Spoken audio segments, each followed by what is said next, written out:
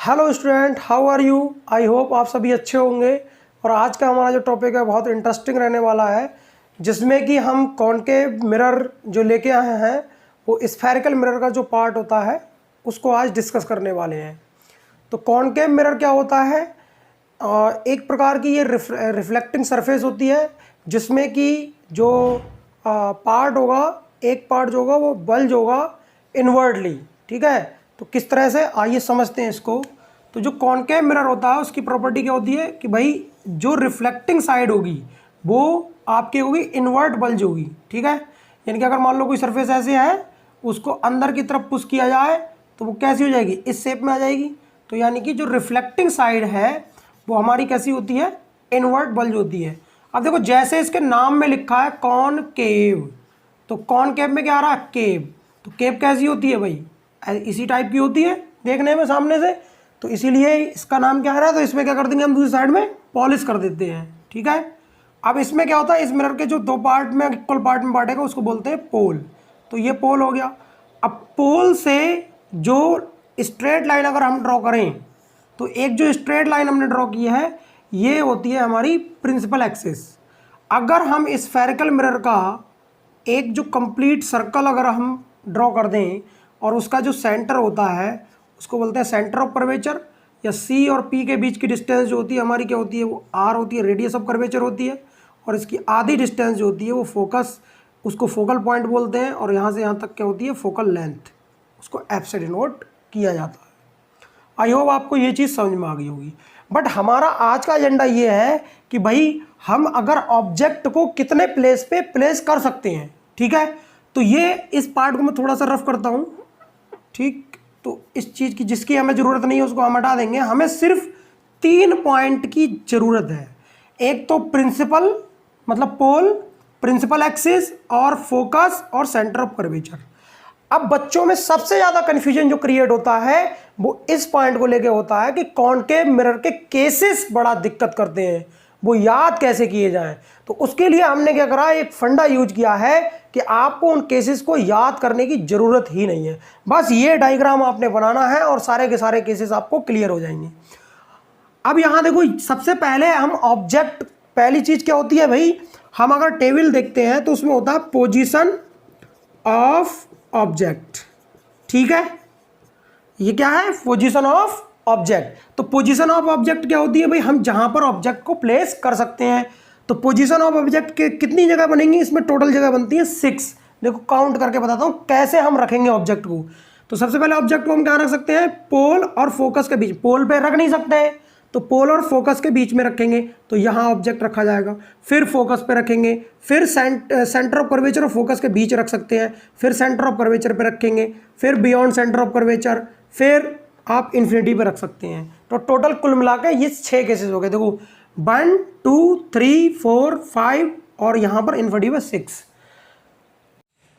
आइए इसको हम प्रैक्टिकल के माध्यम से समझते हैं। हम जो है प्रैक्टिकल परफॉर्म करने जा रहे हैं। ये हमारे पास में कॉनकेव मिरर है।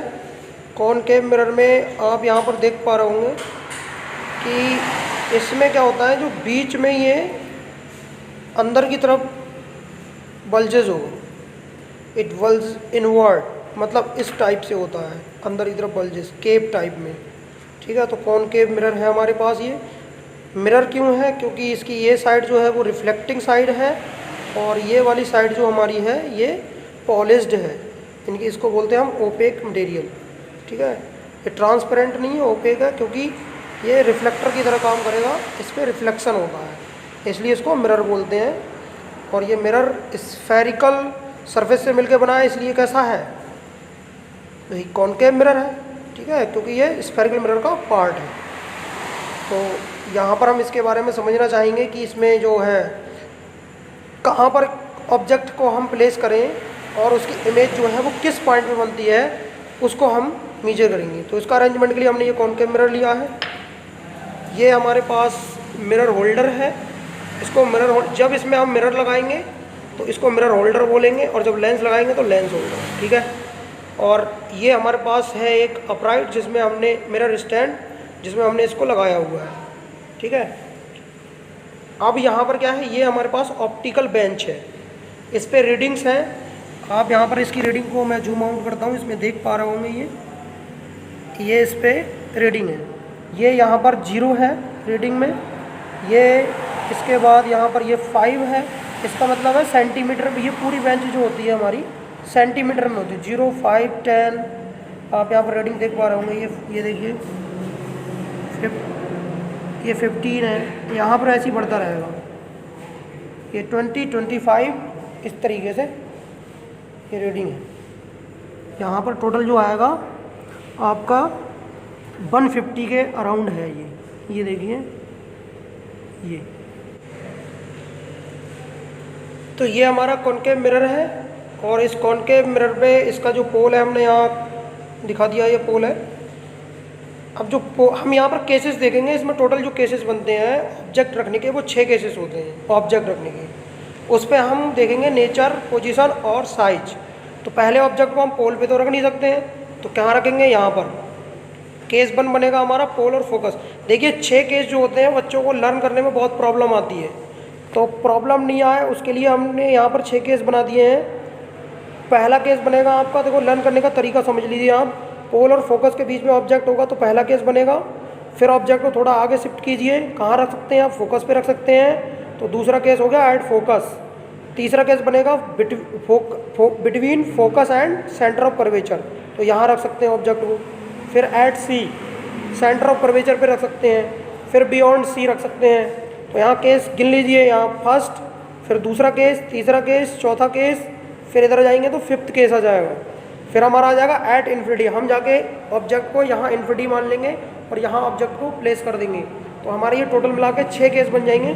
और इन 6 केसों में हमने क्या करना है, इसकी इमेज देखनी है कॉनकेव मिरर के थ्रू कि उसका नेचर, पोजीशन और साइज क्या होगा। चलिए ये परफॉर्म करते हैं। देखिए भाई, हमने यहाँ पर अब कैंडल को प्लेस कर दिया है, जो हमारा केस 1 था, object place between pole and focus, तो यहाँ हमने ऑब्जेक्ट को प्लेस कर दिया है। अब आइए इसकी इमेज हम मिरर में देखते हैं कि कहाँ बनेगी, क्योंकि इस केस में इमेज जो होती है हम स्क्रीन को लगा कर देखेंगे, स्क्रीन में ऑब्टेन आप नहीं कर सकते हो। क्यों? क्योंकि यही एक कॉनकेव मिरर में एक ऐसा केस होता है जिसमें इमेज कैसी बनती है, हमारी वर्चुअल बनती है और इरेक्ट बनती है। ठीक है, यही एक केस ऐसा है जिसमें इमेज कैसी बनेगी, वर्चुअल एंड इरेक्ट। बाकी सारे के सारे जो 5 केस बचे हैं हमारे, उन सभी केसेस में हमारी इमेज जो बनेगी वो रियल एंड इन्वर्टेड बनेगी। तो उसको लाइव हम एक्सपेरिमेंट के थ्रू देखेंगे कि ये बनती कैसे है। चलिए अब आइए हम ऑब्जेक्ट को फोकस पे प्लेस करते हैं। तो ये हमारा फोकस है, हमने इसको ऑब्जेक्ट को कहाँ रख दिया, इस समय ये फोकस पे अरेंज कर दिया। आप ये चीज़ देखनी पड़ेगी आपको यहाँ पर कि, और ये बिल्कुल इसके मिडिल में हो, ये और इसमें मिडिल में होना चाहिए। तो देखिए, आइए हमने इसको किस पे रख दिया, फोकस पे रख दिया। तो इसकी जो इमेज फॉर्म होती है वो इमेज चेक करेंगे हम कॉमन।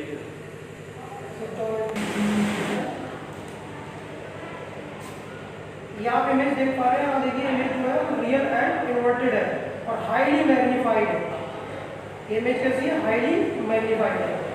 यहाँ देखिए स्क्रीन पे आप देख पा रहे हो, जितना हम दूर ले जाएंगे उतना हाईली मैग्नीफाइड होगी। और ये कैसी इमेज होगी, real and inverted.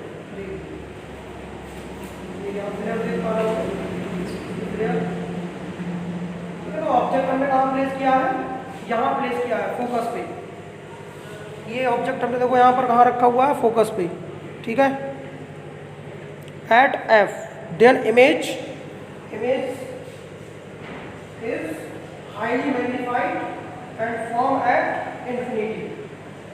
If the object is placed on focus, then the image is at infinity and highly magnified, real inverted. तो नेचर कैसा हो गया इसका, real inverted, position at infinity and size is enlarged. अब हम object को focus और centre of curvature के बीच में लाते हैं। और ऑब्जेक्ट को हमने कहाँ रखा, फोकस और सेंटर ऑफ कर्वेचर के बीच में। तो आइए हम इमेज को हम देखते हैं कहाँ पर बनती है। तो स्क्रीन पे हम देखो यहाँ पर ले गए, तो स्क्रीन पे आप देख रहे होंगे ये बियॉन्ड सी जो होता है ये इमेज बनना स्टार्ट होगी। देखिए यहाँ हम देखेंगे तो ये स्पॉट बहुत बड़ा स्पॉट दिख रहा है। जैसे जैसे हम इसको आगे बढ़ाएंगे स्पॉट जो है इमेज में कन्वर्ट होना स्टार्ट हो जाएगा। देखिए इमेज बन गई एकदम परफेक्ट। यहाँ पर ये इमेज बन रही है। तो ये कैसी इमेज है? Real and inverted. और कैसी इमेज है? ये फ्लेयर के हिसाब से मैग्नीफाइड है बट इन्फिनिटी से छोटी है। ठीक है, तो यानी कि साइज क्या हो गया इसका? डिक्रीज हो गया इस समय। और यहाँ देखो ये सेंटर ऑफ कर्वेचर है और बियॉन्ड सी, यानी कि जब ऑब्जेक्ट हमारा फोकस और सेंटर ऑफ कर्वेचर के बीच में होगा तो इमेज कहाँ बनेगी हमारी? बियॉन्ड सी बनेगी। अब हम क्या करते हैं? ऑब्जेक्ट को सेंटर ऑफ कर्वेचर पे ले आते हैं। ऑब्जेक्ट हमारा कहाँ आ गया? एट सी। तो इमेज, अब देखिए इमेज यहाँ कहीं पर आपको मिलनी नहीं मिलेगी। ये स्पॉट दिख रहा है, ये रिफ्लेक्शन स्पॉट किसका है? रिफ्लेक्शन है मिरर का। तो आगे जैसे जैसे हम इसको बढ़ाएंगे तो देखते हैं इसकी इमेज को बनाने की कोशिश करते हैं, क्योंकि इसकी इमेज कहाँ बनेगी वो देखते हैं। तो देखिए इसकी इमेज हमें मिलना स्टार्ट हो गई और ये आपका क्या है? सेंटर ऑफ कर्वेचर है। क्या है? Centre of curvature. और इमेज भी कहाँ बन रही है आपकी? एट सी पे।